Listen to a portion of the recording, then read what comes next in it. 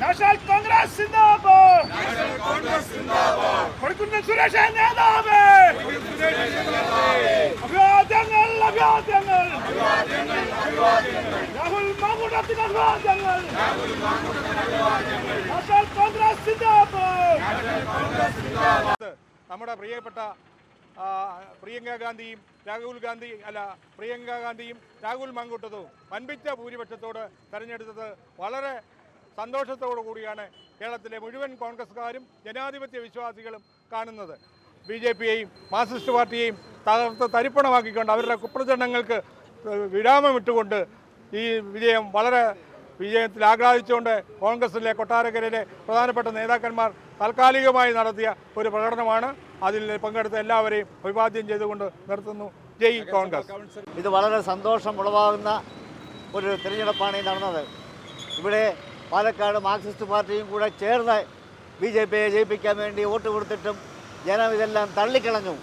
മാത്രമല്ല BJPയെ തറപറ്റിച്ചു എന്ന് മാത്രമല്ല, മാർക്സിസ്റ്റ് പാർട്ടിയുടെ ഞങ്ങളിൽ നിന്നും വിട്ടുപോയ ഒരാൾക്ക് സീറ്റ് കൊടുത്തത് കൊണ്ട് വിജയിക്കാമെന്ന് വിചാരിച്ച CPMനെ 3ാം സ്ഥാനത്ത് കൊണ്ട് ഒതുക്കിയ ഒരു തിരഞ്ഞെടുപ്പ് കൂടിയാണിത്.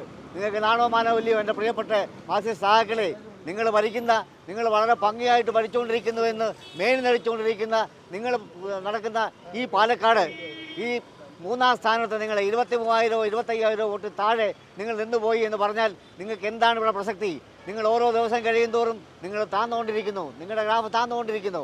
അതുപോലെ തന്നെ ചേലക്കരയിൽ നിങ്ങൾ വിജയിച്ചു എന്ന് പറയുന്നു.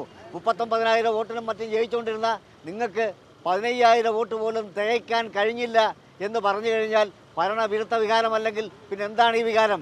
നിങ്ങൾക്ക് വെറുതെ ഉള്ള ന്യായങ്ങൾ അടിക്കാമെന്ന് മാത്രമേ എനിക്ക് ഈ അവസരത്തിൽ പറയാനുള്ളൂ. ഇതേപോലെ ഞങ്ങളുടെ പ്രിയങ്ക ഗാന്ധിക്ക് എതിരെ നിന്ന് ഇന്നലെയും TV-യിൽ സത്യൻ മുഖേരി എന്ന് പറഞ്ഞ എതിർ സ്ഥാനാർത്ഥി പാവം പിടിച്ചവൻ നേർച്ചക്കോഴിയാണ് കെട്ടിവെച്ച് കൊല്ലാൻ വേണ്ടി വളർത്തിയേക്കുന്ന കോഴിയാണ്, നേർച്ചക്കോഴിയാണ്. നേർച്ചക്കോഴി ഇന്നലെ TV പറയുന്നത് കേട്ടു, ജനങ്ങൾ പോളിംഗ് ശതമാനം ഒരുപാട് കുറഞ്ഞത് പ്രിയങ്ക ഗാന്ധിക്കെതിരായിരിക്കും. പക്ഷേ സുഹൃത്തെ, നിങ്ങളുടെ സ്ഥാനാർത്ഥി ആയതുകൊണ്ട് നിങ്ങളുടെ പാർട്ടിക്കാർ നിങ്ങൾക്ക് വന്ന് വോട്ട് ചെയ്തില്ല. അതാണ് ഉണ്ടായ സംഭവം. ഞങ്ങൾക്ക് ഇഷ്ടം പോലെ വോട്ട് കിട്ടി. ഏകദേശം 4 ലക്ഷം വോട്ടിൽ പുറത്ത് പ്രിയങ്ക ഗാന്ധി ഭൂരിപക്ഷം പിടിക്കും. ഞങ്ങൾക്ക് അടുത്ത വരുന്ന തിരഞ്ഞെടുപ്പിലും ഇതൊക്കെ ആവർത്തിക്കും. വരുന്ന മുനിസിപ്പൽ തിരഞ്ഞെടുപ്പുകളിലും പഞ്ചായത്ത് തല തിരഞ്ഞെടുപ്പുകളിലും ഇതൊക്കെ ബാധിക്കും എന്ന് ഇതിനൊക്കെ വേണ്ടി ആത്മാർത്ഥമായിട്ട് ഞങ്ങൾ പ്രവർത്തിക്കും. അതുപോലെ തന്നെ ഈ സ്ഥലങ്ങളിലെല്ലാം UDFന് വോട്ട് ചെയ്ത ആത്മാർത്ഥമായിട്ട് വോട്ട് ചെയ്ത പ്രവർത്തകർക്കെല്ലാം 1000 നന്ദി രേഖപ്പെടുത്തിക്കൊണ്ടും ഇവിടെ കൂടിയ എല്ലാ എൻ്റെ സുഹൃത്തുക്കൾക്കും സ്നേഹിതർക്കും പാർട്ടി പ്രവർത്തകർക്കും 1000 അഭിവാദ്യങ്ങൾ പ്രവർത്തിച്ചുകൊണ്ടും ഞാൻ എൻ്റെ വാക്കുകൾ നിർത്തുന്നു. രാഹുലിനെ 20,000 വോട്ടിൽ പരം വിജയിച്ചതായിട്ടാണ് അറിയുന്നത്. തീർച്ചയായിട്ടും ഇത് വളരെ CPMന് പറ്റുന്ന ഏറ്റവും വലിയൊരു തിരിച്ചടിയാണ്. പിണറായി സർക്കാരിനോടുള്ള ഏറ്റവും വലിയ ജനങ്ങളുടെ ശക്തമായ പ്രതിഷേധമാണ് ഈ വോട്ടിങ്ങിലൂടെ എല്ലാം കണ്ടത്. കോൺഗ്രസിൽ നിന്ന് പോയ P. സരീൻ അവിടെ വട്ടപൂജ്യമായി മാറിയിരിക്കുന്നത് നമ്മൾ കണ്ടു. ഇതുപോലെ ഇങ്ങനെയുള്ള ഈ സ്ഥാനാർത്ഥികളെ ഒരിക്കലും CPM നിലനിർത്താൻ പാടില്ല.